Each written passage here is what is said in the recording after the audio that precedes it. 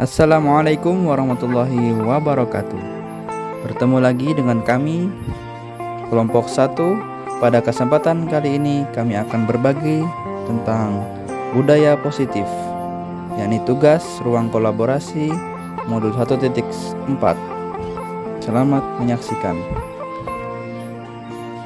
Dalam tugas ini kami didampingin oleh fasilitator Bapak Lasno SPDI MPD dan pengajar praktek Ibu Gustiana Ramayanis MPD. Kelompok 1 terdiri dari 1. Fajar Rijali Sodik SPD GR, 2. Andi Fatur Rahman SPD, 3. Nariyah SPD, 4. Johannes Rona SPD, 5. Lilik Supriyono SPDI. Adapun kasus pertama yaitu pemantik 1. Dalam kasus di atas, langkah-langkah restitusi apa saja yang sudah dijalankan oleh Ibu Santi. Langkah restitusi yang sudah dijalankan oleh Ibu Santi adalah sebagai berikut. Pertama, menstabilkan identitas. Kedua, memvalidasi tindakan yang salah. Ketiga, menanyakan keyakinan. Selanjutnya, pemantik 1 dalam kasus 1 yaitu menstabilkan identitas dengan memanggil Vivi dan Natali serta menanyakan tentang laporan Ibu Eni. Kemudian, memvalidasi tindakan salah dilakukan saat Ibu Santi memanggil Vivi dan Natali serta menanyakan tentang laporan Ibu Eni. Ibu Santi menanyakan apakah mereka bersedia melakukan dan memperbaiki permasalahan yang ada. Selanjutnya, menanyakan keyakinan yang dilakukan saat Ibu Santi menanyakan kembali apa yang mereka bisa lakukan untuk menggantikan rasa tidak dihormati Ibu Santi. Baik Pipi maupun Natali mengakui bahwa perilaku mereka tidak sesuai dengan keyakinan kelas. Pemantik 2. Menurut Anda, apakah restitusi yang diusulkan Pipi dan Natali sudah sesuai dengan pelanggaran yang telah dibuat? Apakah langkah-langkah restitusi yang telah diusulkan mereka? Menurut kami, sudah sesuai, sebab Natali dan Pipi harus meminta maaf terlebih dahulu, kemudian mereka mengusulkan untuk mengadakan sebuah diskusi kelompok dengan teman-teman sekelasnya. Tema yang mereka pilih adalah penerapan keyakinan kelas, terutama tentang sikap saling menghormati dan bagaimana penerapannya di kehidupan sehari-hari di sekolah. Usulan kedua adalah mengirim email kepada Ibu Eni tentang gagasan mereka tersebut. Mereka pun memberitahu Ibu Eni bahwa mereka telah memberitahu kepala sekolah, Pak Hasan, bila lain waktu ada ketiadaan guru, maka mereka akan mengusulkan Ibu Eni sebagai guru pengganti. Restitusi yang diusulkan oleh Pipi dan Natali sudah sesuai dengan pelanggaran yang dibuat, karena restitusi yang dilakukan dapat memperbaiki hubungan, mengembalikan Pipi dan Natali kembali ke kelompoknya. Selanjutnya, pemantik 3. Dalam kasus di atas, posisi apakah yang telah diambil oleh Ibu Eni dalam menangani Pipi dan Natali? Jelaskan jawaban Anda. Menurut kami, yaitu membuat rasa bersalah dengan berkata, "Ayolah, tugasnya dikerjakan. Nanti ibu ditegur bapak kepala sekolah kalau kalian tidak kerjakan tugas. Tolong bantu ibu ya." Nah, dalam percakapan ini Ibu Eni menunjukkan kekecewaannya. Pemantik 4. Jika Anda adalah Pak Hasan, bagaimana Anda menyikapi langkah yang ditempuh Ibu Santi? Langkah yang ditempuh yaitu berbicara dengan Ibu Santi secara terbuka dan santun dengan mengapresiasi upaya restitusi yang dilakukan Ibu Santi karena sudah melakukan langkah-langkah segitiga restitusi dengan baik, serta mendukung upaya restitusi yang dilakukan oleh Pipi dan Natali, kemudian memantau hasil restitusi ke depannya. Kasus 2. Pertanyaan pemantik 1. Dalam kasus di atas, sikap posisi apakah yang diambil oleh Bapak Lukman? Jelaskan apakah indikatornya.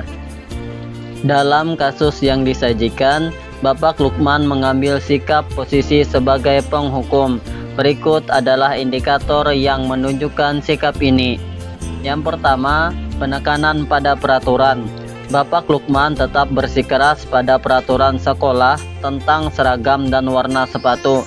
Ketika Sabrina berusaha menjelaskan bahwa dia salah mengenakan sepatu karena terburu-buru, Bapak Lukman tidak memperhatikan alasan tersebut dan tetap mempertahankan peraturan. Yang kedua, kurang memperhatikan konteks. Bapak Lukman tidak menunjukkan empati terhadap situasi khusus yang dihadapi oleh Sabrina. Dia tidak mau tahu tentang alasan dibalik kesalahan Sabrina dan hanya fokus pada pelanggaran peraturan. Dan yang ketiga, ketidaknyamanan pada anak.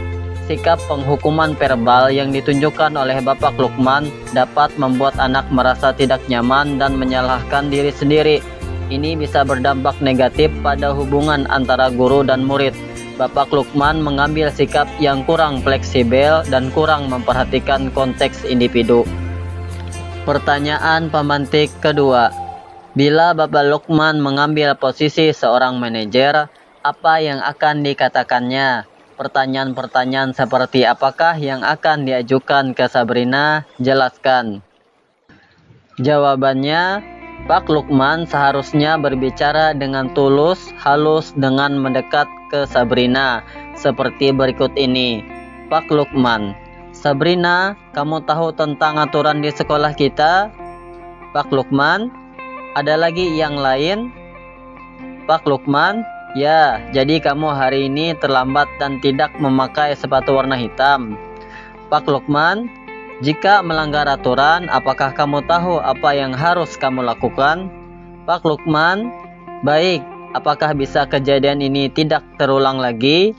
Pak Lukman, baik, Bapak hargai usahamu. Pertanyaan pemantik 3. Kira-kira bila Anda adalah kepala sekolah di sekolah tersebut, nilai kebajikan apa yang ingin dituju oleh peraturan harus berwarna hitam? Kemudian, bagaimana Anda menyikapi langkah yang diambil Pak Lukman mengenai kasus tersebut? Jawabannya, nilai kebajikan yang ingin dituju oleh peraturan harus berwarna hitam adalah untuk menanamkan nilai-nilai kebajikan seperti disiplin, keseragaman, profesionalisme, keamanan, identitas, dan kebanggaan sekolah. Penerapan peraturan ini diharapkan dapat membantu siswa untuk berkembang menjadi individu yang disiplin, sopan, bertanggung jawab, dan memiliki rasa kebanggaan terhadap diri dan sekolah mereka. Kemudian, dalam kasus tersebut, cara yang dilakukan Pak Lukman salah, karena Pak Lukman membuat hukuman dengan sesuatu yang menyakitkan harus terjadi dan menerapkan mode paksaan dalam menjalani hukumannya. Kasus 3. Pemantik 1.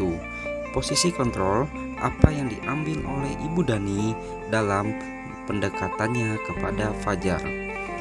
Posisi kontrol pembuat rasa bersalah dengan menggunakan kata-kata yang menyindir atau memanipulatif untuk membuat orang lain merasa bersalah.